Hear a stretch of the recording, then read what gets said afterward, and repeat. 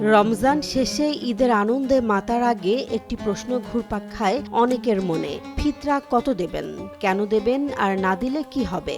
এক দেশের সঙ্গে আরেক দেশের ফিতরার হারে এত পার্থক্য কেন? শুধু ধর্মীয় আনুষ্ঠানিকতা নাকি এর পেছনে রয়েছে সামাজিক ও আধ্যাত্মিক গভীর তাৎপর্য? এই প্রতিবেদনে থাকছে ফিতরার বিধান, হিসাব এবং বাস্তব প্রয়োগের বিশ্লেষণ। মুসলিমদের অন্যতম বৃহৎ ধর্মীয় উৎসব ঈদুল ফিতরের সঙ্গে ওতপ্রোতভাবে জড়িয়ে আছে সদকাতুল ফিতর বা ফিতরা। আরবি ভাষায় এটি জাকাতুল ফিতর নামেও পরিচিত। প্রিয় নবী হজরত মুহাম্মদ সাল্লাল্লাহু আলাইহি ওয়াসাল্লাম নারী পুরুষ ছোট বড় নির্বিশেষে সচ্ছল প্রত্যেক মুসলমানের জন্য এটি বাধ্যতামূলক করেছেন। ইসলামী চিন্তাবিদদের মতে রোজা পালনের সময় অনিচ্ছাকৃত ত্রুটি বিচ্যুতি থেকে আত্মশুদ্ধির সুযোগ তৈরি করে ফিতরা। একই সঙ্গে এটি দরিদ্র মানুষের ঈদের আনন্দ নিশ্চিত করার একটি সামাজিক ব্যবস্থা। হাদিস গ্রন্থ সুনান ইবনে মাজাহ এ উল্লেখ রয়েছে, ফিতরা রোজাদারকে অশালীনতা থেকে পবিত্র করে এবং অভাবীদের খাদ্যের ব্যবস্থা করে। ফিতরা আদায় করতে হয় ঈদের নামাজের আগে।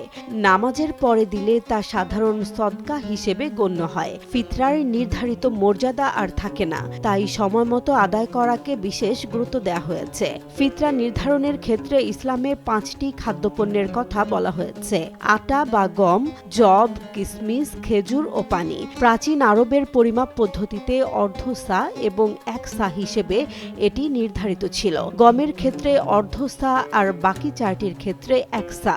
বর্তমানে সেটি কেজি ও গ্রামে রূপান্তর করা হয়েছে। বাংলাদেশে ফিতরার হার নির্ধারণ করে ইসলামিক ফাউন্ডেশন বাংলাদেশ। চলতি বছরে সর্বনিম্ন ফিতরা নির্ধারণ করা হয়েছে 115 টাকা, যা 1 কেজি 650 গ্রাম গম বা আটার সমমূল্য।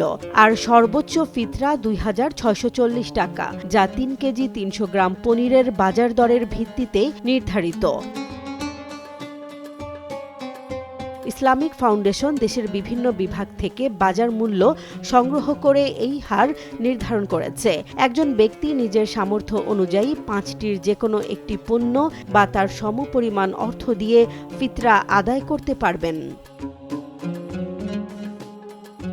আন্তর্জাতিক অঙ্গনেও রয়েছে ভিন্নতা। সৌদি আরবে গ্র্যান্ড মুফতি আব্দুল আজিজ আল শেখ খাদ্য হিসেবে ফিতরা দেওয়ার ওপর গুরুত্ব আরোপ করেছেন।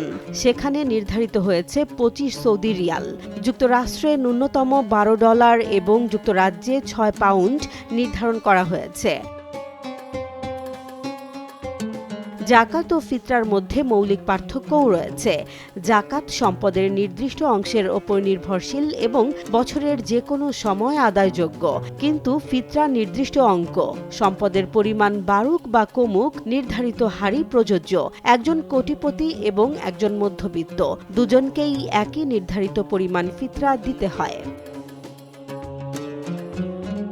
পরিবার প্রধানের দায়িত্ব হল নিজের পাশাপাশি নির্ভরশীল সদস্যদের পক্ষ থেকেও ফিতরা আদায় করা, অর্থাৎ স্ত্রী, সন্তান কিংবা অভিভাবক নির্ভরশীল হলে তাদের ফিতরাও একসঙ্গে দিতে হবে।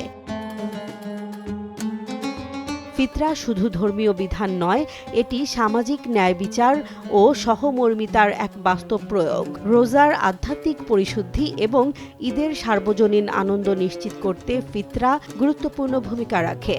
তাই সামর্থ্য অনুযায়ী যথাসময়ে ফিতরা আদায় করাই একজন মুসলমানের দায়িত্ব।